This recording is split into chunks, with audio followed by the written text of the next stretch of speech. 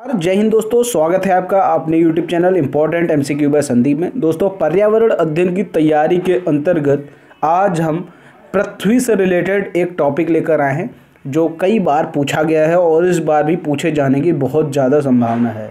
यहाँ पर दो प्रश्न तो आपके सामने ही लिखे हुए हैं। समस्त पृथ्वी में सबसे ज़्यादा मात्रा में कौन सा तत्व पाया जाता है, और यहाँ पर जो दूसरा क्वेश्चन दे रखा है, पृथ्वी के स्तर या भाग कितने हैं। ठीक है, अब इस वीडियो में हम पृथ्वी से रिलेटेड चीज़ें पढ़ेंगे और उनको अच्छे से समझेंगे, क्योंकि इससे 1 या 2 नंबर का क्वेश्चन पूछा जा सकता है और मोस्ट इम्पॉर्टेंट टॉपिक है। शुरू करते हैं आज का वीडियो को शुरू करने से पहले एक निवेदन है, अगर आपने अभी तक चैनल को सब्सक्राइब नहीं किया है तो चैनल को जरूर सब्सक्राइब कर लें और घंटी का निशान जरूर दबा लें, ताकि ऐसे ही वीडियो आपको लगातार मिलते रहें। सबसे पहले आज दीपावली के पावन मौके पर आपको और आपके समस्त परिवार को दीपावली की हार्दिक शुभकामनाएं। दोस्तों, टॉपिक शुरू करते हैं। सबसे पहले शुरू करते हैं पृथ्वी की बात करते हैं। पृथ्वी की आंतरिक संरचना।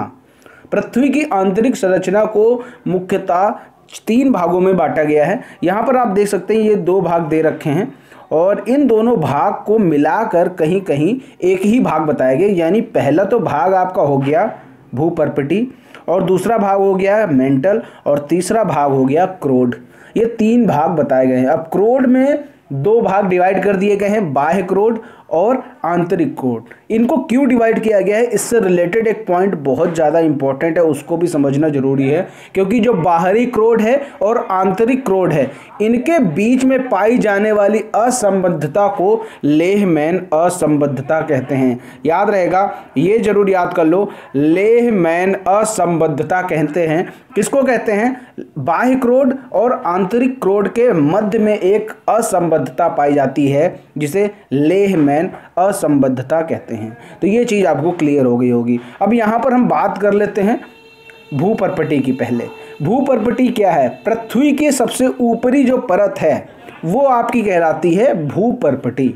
और अगर हम बात करें इसकी गहराई की, इसकी गहराई क्या है? महासागरों के नीचे 5 किलोमीटर से लेकर 30 किलोमीटर तक की जो गहराई है पृथ्वी की, वो भूपर्पटी कहलाती है।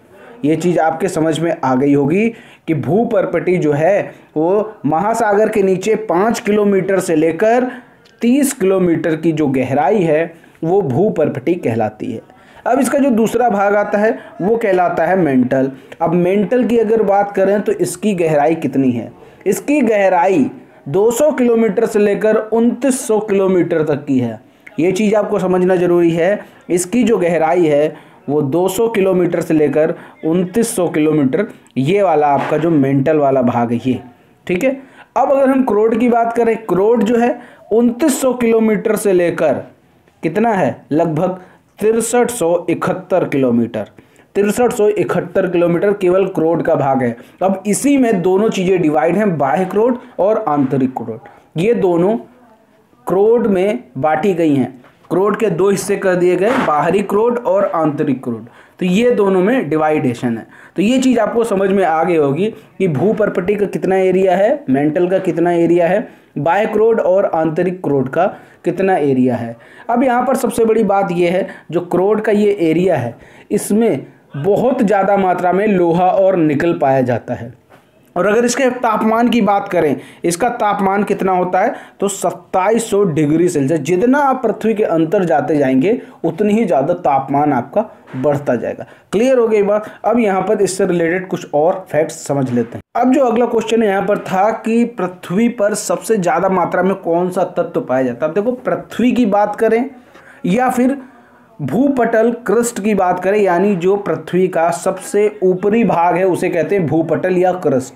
ठीक है, तो ये 2 चीज़ें अलग अलग है। अगर हम पूरी संपूर्ण पृथ्वी की बात करें या फिर केवल पृथ्वी के ऊपरी भाग भूपटल की बात करें, तो दोनों में डिफरेंस है। अगर कभी क्वेश्चन में ये आ जाए कि भूपटल पर सबसे ज़्यादा तत्व कौन सा पाया जाता है, तो वहाँ पर आप कहेंगे oxygen is the right answer, 46.8%। और उसके बाद दूसरे नंबर पर आता है सिलिकॉन, 27.7%। और इसके बाद आता है एल्यूमिनियम 8.1%, फिर लोहा 5.0%, फिर मैग्नीशियम 2%, कैल्शियम 3.6%। ये बात हो रही है पृथ्वी के सबसे ऊपरी भाग केवल क्रस्ट की, या फिर हम कह सकते हैं भूपटल।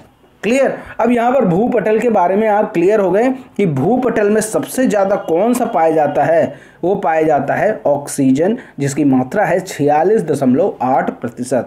अब तो यहाँ पर पृथ्वी की बात कर रहे हैं, पूरी पृथ्वी की। यहाँ पर सबसे ज़्यादा जो तत्व पाया जाता है वो है लोहा। आपने देखा होगा जो भूपटल पर हमने अभी बताया था वहाँ पर चौथे स्थान पर था लोहा, लेकिन यहाँ पर अगर पूरी पृथ्वी की बात करें तो पूरी पृथ्वी पर सबसे ज़्यादा तत्व जो पाया जाता है वो है लोहा 35%, और दूसरे नंबर पर है ऑक्सीजन जो कि है 30%।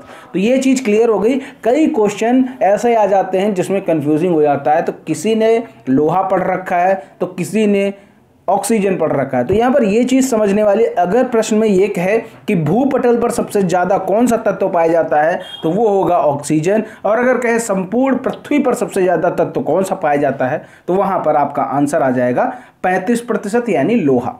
तो ये चीज़ आपको समझ में आ गई होगी, क्लियर हो गई बात। तो इस तरह आपने दोनों क्वेश्चन के आंसर जान लिए। अब यहाँ पर आपके लिए इस वीडियो से जो क्वेश्चन है वो देख लेते हैं। आपके लिए जो विशेष प्रश्न यहाँ पर है पृथ्वी की आंतरिक संरचना से, कि जो क्रोड का तापमान है, यहाँ पर जो इसका तापमान है क्रोड का वो कितना है, ये नीचे कमेंट में बताइए। ये क्वेश्चन आपसे मैं पूछ रहा हूँ क्योंकि इस वीडियो को अगर आपने ध्यान से देखा होगा तो इसका आंसर आपको पता होगा।